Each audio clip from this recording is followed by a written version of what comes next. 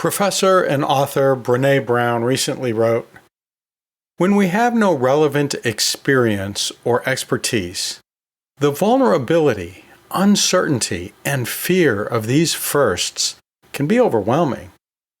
Yet showing up and pushing ourselves past the awkward learner stage is how we get braver." Welcome to the A&P Professor, a few minutes to focus on teaching human anatomy and physiology with a veteran educator and teaching mentor, your host, Kevin Patton.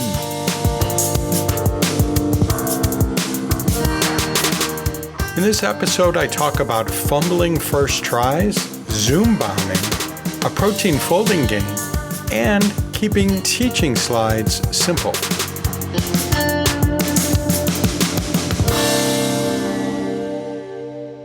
That quote by Brené Brown that I used in the episode opener is from a recent blog post that she wrote, which also resonates with the first episode of her new podcast called Unlocking Us.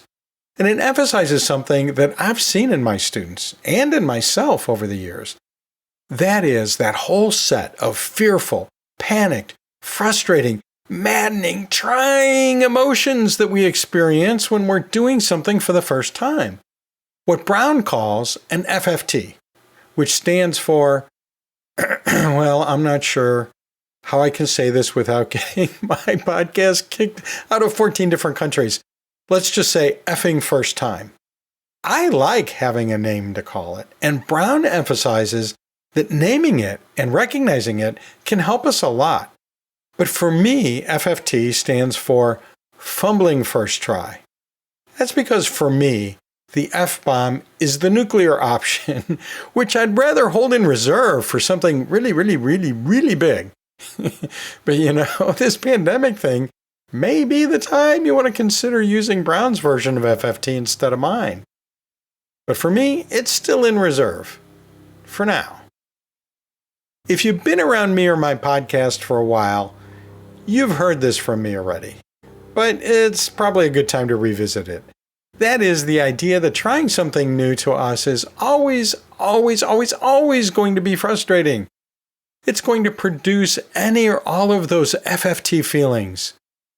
But as soon as we can recognize the situation as a fumbling first try, and that it, is kind of expected to include some fumbling, after all, it's right there in the name, fumbling first try, then we're in a way better spot than just being pulled down by it or distracted by the negative aspects. As soon as we recognize that frustration is an essential part of learning something new, we can turn it from a force of evil to become a force for good. I often remind my students that babies just learning to walk don't just get up and start walking. They try, they tip, they fall. They get frustrated, but they get back up again and again and again, and eventually they master that walking thing. But it seems like the older I get, the less resilient I become about learning. The more frequently I let that FFT thing eat at my attitude before recognizing it, and kind of embracing it as part of the learning process. In her blog post, Dr. Brown tied the FFT phenomenon to the sudden switch to remote learning that we're all experiencing right now, and gave 3 pieces of advice that resonate strongly with the advice that I've been giving in this podcast over the last few episodes.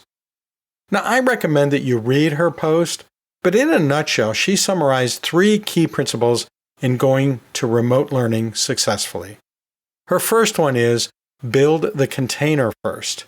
What she means by that is spend some time on how things are going to be working, not on the content. That is, visit with your students a little bit and just get them all settled in and forget about the content in your first or second meeting. You need to have that container there before you can start putting content into it. Her second principle is don't assume that every student has the same access or attention span or freedom from a distraction that we do, or that they did when they were still on campus. Things are all way different now. Which leads right to her third point, which is do everything in small chunks. When she explains that, she mentions the research that went into setting the limit for TED Talks to 18 minutes. So remember that less is more thing I've been harping on? Kind of fits right in there. It kind of dovetails right in there, doesn't it? Which leads me to one last thought. I think I caught you. It will be years before I even get close to my final thought, but one last thing that I'll mention in this segment is to emphasize the advice that I give in this podcast, or the advice that I share from others, is not going to work for everyone. I know that, but I'm sharing it because it will likely help you sort out what you want to do, or new things you want to try. I've pushed through my FFTs with the techniques and principles I've shared with you, and I know you'll struggle with even believing that they might work, just like I did at one time, and that you'll have your own FFT struggles if you do try to adapt them to your own course. But I'm telling you, that's where some of the best fun in teaching is, wrestling with and pushing past our FFTs, our Fumbling First Tries. A searchable transcript and a captioned audiogram of this episode are funded by AAA, the American Association for Anatomy.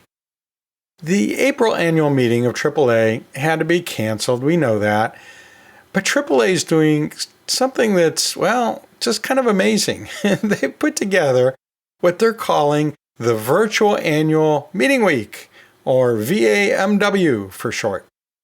It's not really an online version of the conference, not exactly.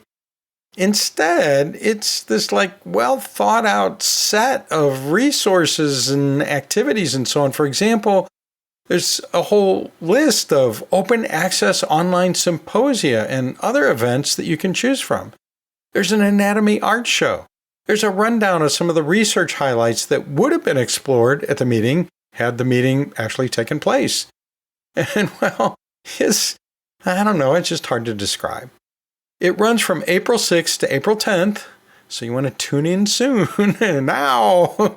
And you can find out more about it at theapprofessor.org/VAMW20.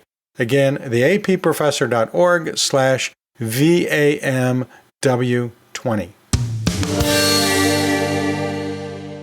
Something I became aware of just as the last episode was being released is a phenomenon sometimes called Zoombombing.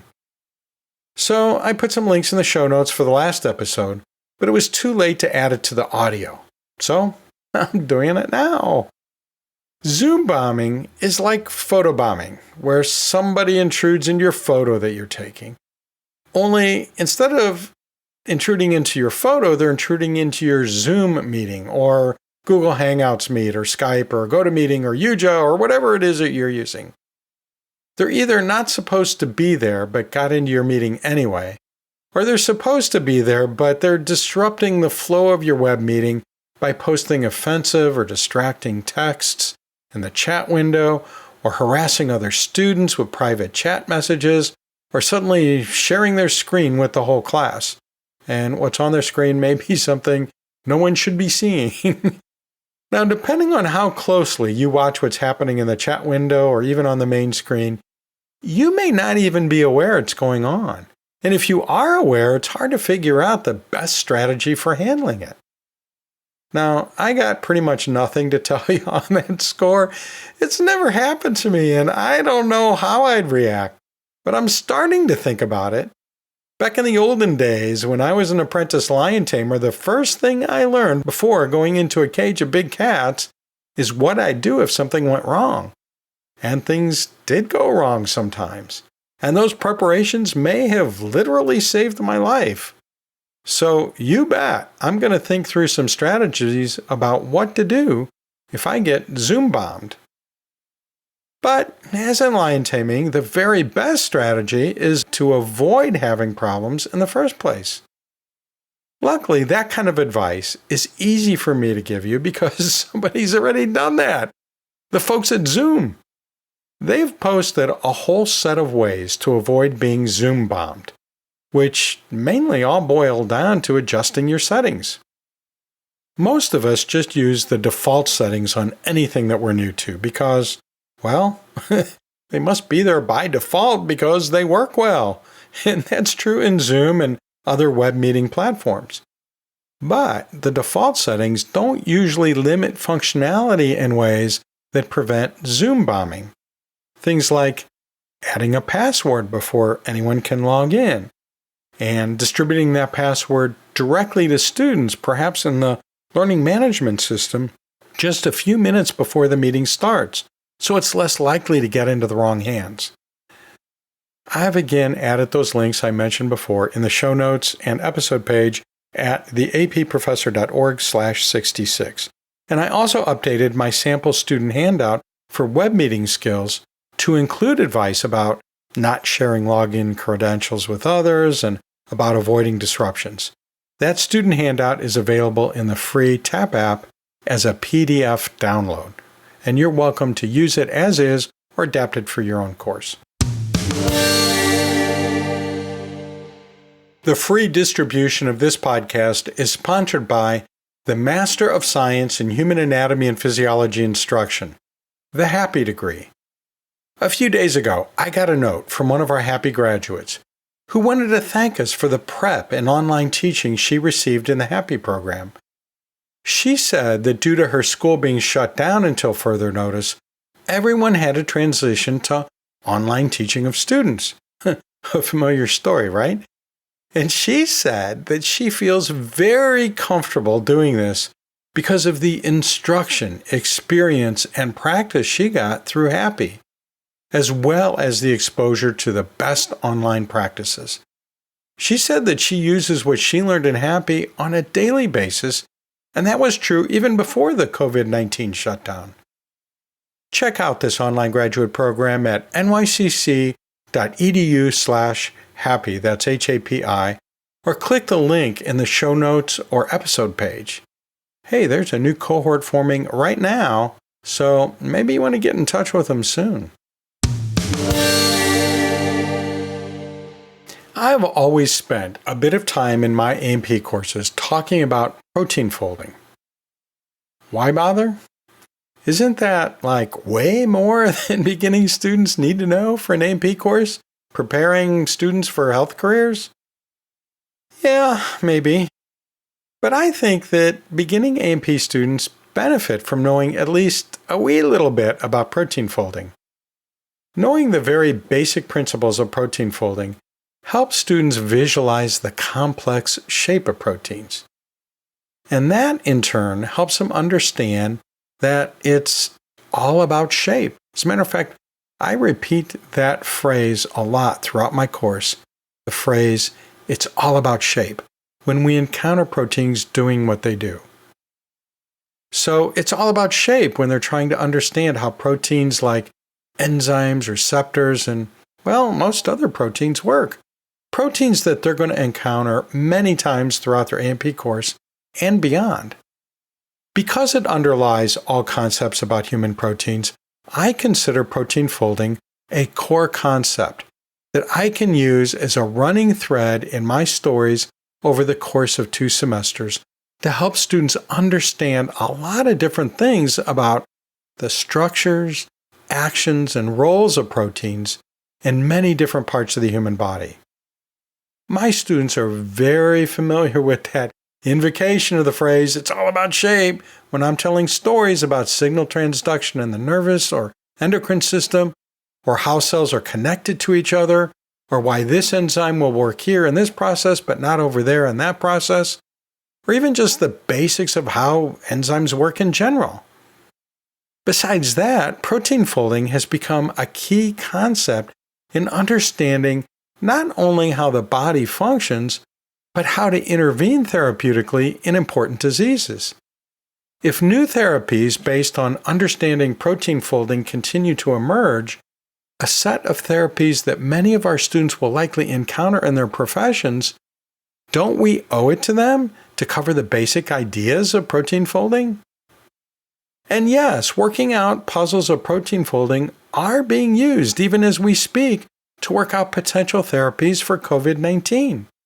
For example, trying to find a protein that will fold in such a way to bind to and block those darn spike proteins on the SARS-CoV-2 virus particle that causes COVID-19. Now is an especially good time to bring up an interesting phenomenon related to protein folding and citizen science using an online game called Foldit. Longtime followers of the A&P Professor may recall my first mention of it way back in a blog post in 2012. Well, if you don't remember it, that's okay, because hey, I'm telling you now.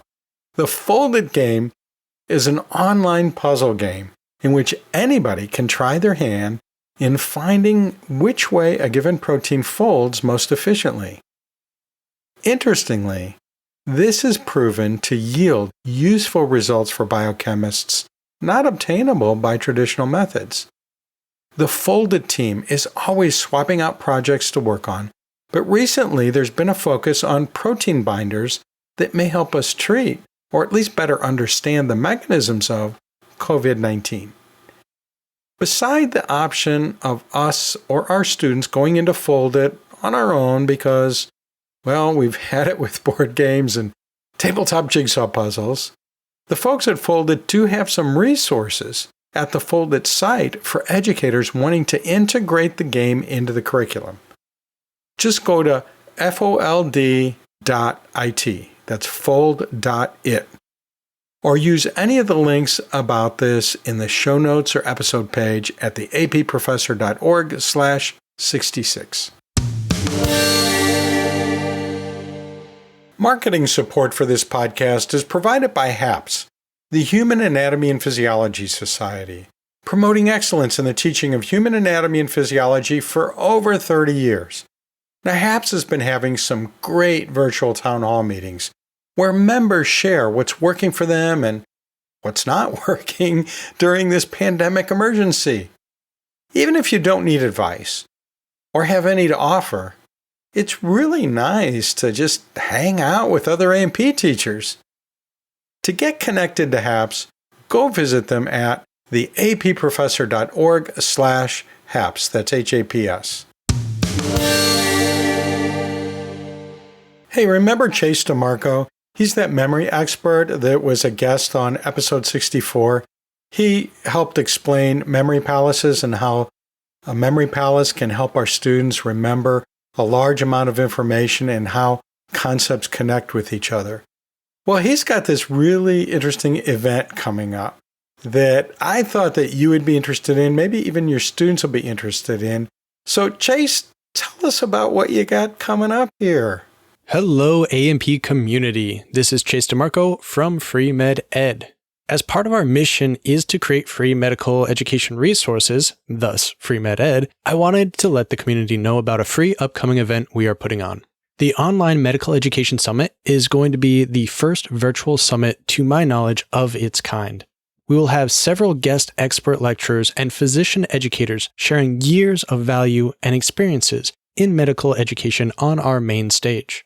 We will also have some of the top medical education content creators, such as Kaplan, Picmonic, Exam Crackers, medical student organizations, and many others participating in this event. Each vendor will have their own digital booth, which students can visit and ask for more information, see if there's potential discounts, or just to chat with each content creator and their team and have their questions answered personally. Updates about this event are going to be dispersed through our FreeMedEd newsletter, social media accounts for FreeMedEd, and on the Medical Anemones podcast. So be sure that you are tuned into some of these resources to keep up to date. We are also putting the final touches on our events page for this event, where participants will be able to go and register for free, which will be at freemeded.org/OMES for the Online Medical Education Summit. So check back for your free ticket at freemeded.org/OMES. Thank you all and stay safe. As I mentioned in the brief preview episode that precedes this full episode, I've been on a quest for several decades. A quest to refine the story I tell my students, the story of human structure and function. And part of that quest is finding the most effective way to use slides when telling that story. Now, I've not yet completely fulfilled that quest. I doubt that I ever will. Heck, it's been such a satisfying, even if sometimes terrifying adventure, that I hope there's never really an end to this quest. The use of slides, that is, slides made and delivered with PowerPoint, Google Slides, and other slide platforms, often gets a bad rap in college teaching. I can understand why. It's often done badly. Often. Okay, I'll just say it. Almost all the time it's done badly. I've done it badly. I still sometimes do it badly. But I'm trying to get better. And in a minute or two, I'll be more clear about how to do that. Real, practical things that we can do right away with very little effort. But before I get to some of the things I've learned, I want to emphasize that just because slides are tools that are often used incorrectly, and therefore are ineffective or maybe even harmful to learning, doesn't mean that in skilled hands they cannot be wonderfully empowering tools for learning. So please, let's set aside any disdain for or fears of teaching with slides for a moment and see if there's something valuable here for us. Now, one thing I've learned is that most of the regular slide software seems to have originated in the business world, not really in the classroom. That is, they're tools for giving a weekly report on sales or distribution channels or whatever. Business stuff. So we're starting with a tool that's by default set up for something that we're not really doing with it. What I've learned is to avoid using the default slide designs because I'm not doing a warehouse report for a business meeting. So I often just start with a blank slide.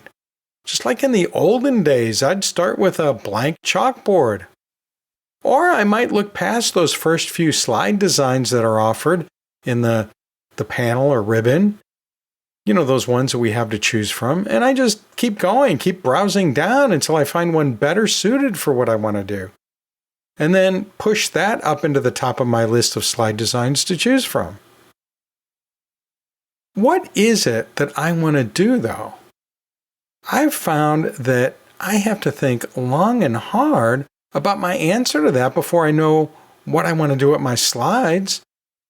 The short answer to that question of what I want to do is always the same. I want to tell a story. Okay, next is, which part of the story am I going to tell with this particular slide deck? Is it how urine is formed in the kidney? Is it how blood pressure drives the circulation of blood? Is it how the nervous system is organized? Now, once I know which part of the story, of course, I have to figure out how I want to tell that part of the story.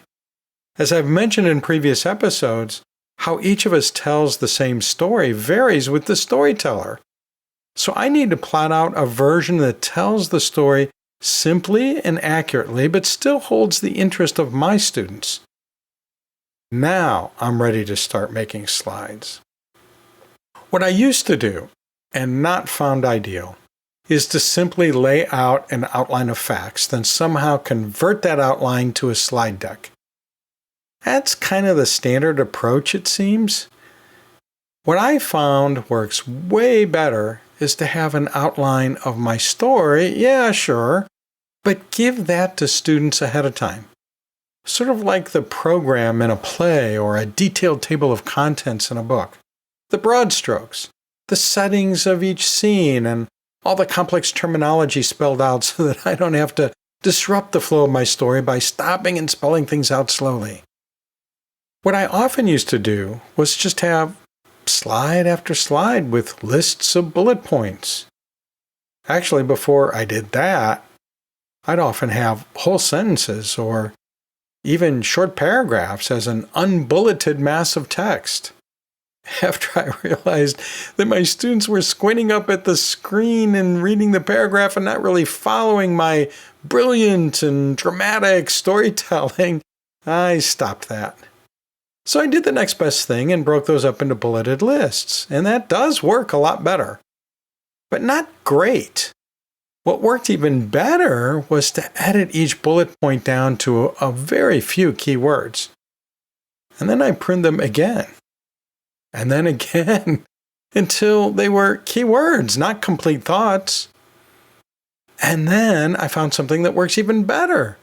I got rid of half the bullet points I'd pruned so carefully, leaving only the phrases and terms up there that the listener really ought to see to be able to follow my storytelling easily.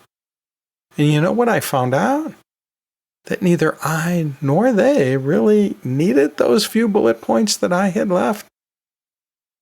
That's not to say that I never use bulleted outlines, but I use them much less often and with greater finesse than I used to. I don't know, maybe after lots of practice, my aim is now much better and I don't need as many bullets to hit my target.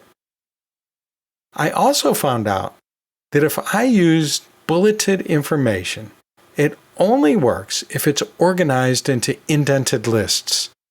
A list of ideas makes way more sense if things are grouped together in a logical way, rather than as a set of ideas thrown out there as one big bunch, all with equal status in the list.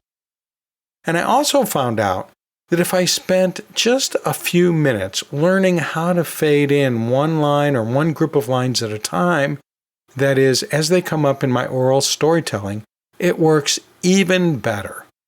Students aren't reading ahead, and they really are more likely to remain engaged in the story I'm telling it as I tell it if I only reveal one or two bullets at a time. So yeah, bullets are great if used only when needed, and if they truly do hit the target of what we're trying to do. They just don't work if we rely entirely on bulleted sentences to tell our story, and then read that to our students. But that's how many folks teach with slides. And even for those who really work at not reading slides to students still do it without realizing that's what they're doing. And you know what? I suspect we're doing that even more often now that we're delivering our slides by video rather than in person. And what I'm saying is that this approach can and does work, but not as good as when we pull away from that strategy.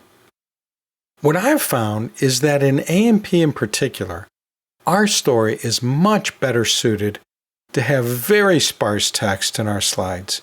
Very, very, very, very sparse text. And that's 4 varies, which is as high as my scale goes. So yeah, this is a strong recommendation. So what do we have then? Just a blank slide? Or slides with 1 or 2 or 3 words on them? Well, yeah, sometimes. But most of the time, what I've found works best for my stories is pictures. Both anatomy and physiology are often best explained in pictures, right? Our stories are about the concepts pictured. Think about your favorite TED Talks, the ones that were most compelling for you. They used few, if any, slides, and if they did, these were pictures or maybe just one key phrase on the slide. Or here's another good example. My friend Mark Nielsen, who's currently the president of HAPS, is a master of storytelling with pictures. I love to go to his workshops at HAPS meetings. I kind of hesitate to tell you how great they are, because then I'm going to have an even harder time getting a seat in Mark's workshop next time. What Mark does that I want to someday be able to do as well as he does is that he plans out his story. He knows where he wants to start the story and where he wants to end it, and how he's going to tell it. Then he spends a lot of time and effort in putting together images, often images that are just slightly animated in a way that brings in new ideas without being jumpy or distracting. And then he tells that story in a style that's all his own, that draws us into the picture, into the ideas, into his story. Mark's style kind of reminds me just a little bit of the painting instructor from PBS from years ago, Bob Ross, who calmly told a story of the scene that he was helping his listeners paint. That's kind of how Mark does it. He talks about the happy little somites that are going to help us build a big, complex set of structures in a logical and meaningful way, helping us to understand details by telling the story, the core concepts behind them. Now, my style of storytelling isn't like Bob Ross or Mark Nielsen. This is a bit more like a Monty Python movie, I think, occasionally pausing for a song about spam. But we each have our own ways of doing things, right?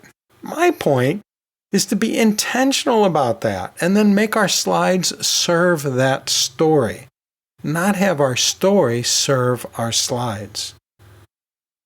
To summarize, I've found that if I take away as much text as I can and move that content to my spoken words and use mostly pictures to set the scene of my story and show how the characters in my story play out their roles, my students are way more engaged. And they walk away from story time with a clearer understanding of the main ideas, those core concepts that they need to carry with them as they move forward in their learning. In these challenging times, when we may be telling our stories from a remote location that we're not used to, I think focusing on the story and serving that story may be a great technique to refine our teaching in ways that will also help us when we return to face-to-face teaching. Support for this episode comes from our friends at ADInstruments, who put in a lot of time and effort recently to help support A&P teachers in our time of need. They've come up with a plan to let any of us use their LT online learning platform for free. What is the LT platform? I'm glad you asked that because I have an answer. It's an online environment that you can set up very quickly, and it contains a whole bunch of ready-to-use content for anatomy, physiology, and several other ology courses, even medical courses. It has over 360 interactive and fully customizable lessons and labs that are just the thing for remote learning. You already know that ADInstruments provides only very high-quality products, and they have access to a whole set of the remote learning resources right now for free. Wow. Just go to ADInstruments.com/LT/COVID-19 to find out more. Once again, ADInstruments.com/LT/COVID-19, and you'll see what I'm talking about.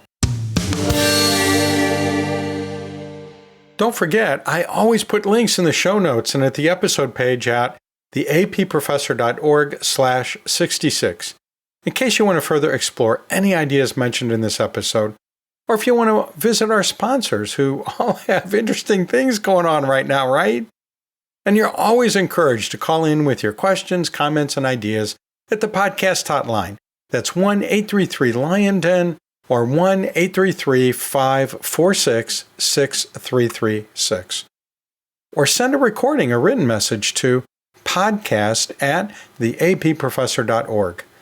I'll see you down the road.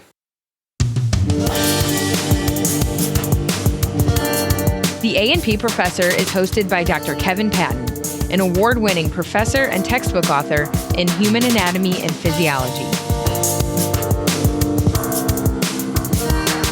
Please be advised that this episode may cause permanent changes in your brain.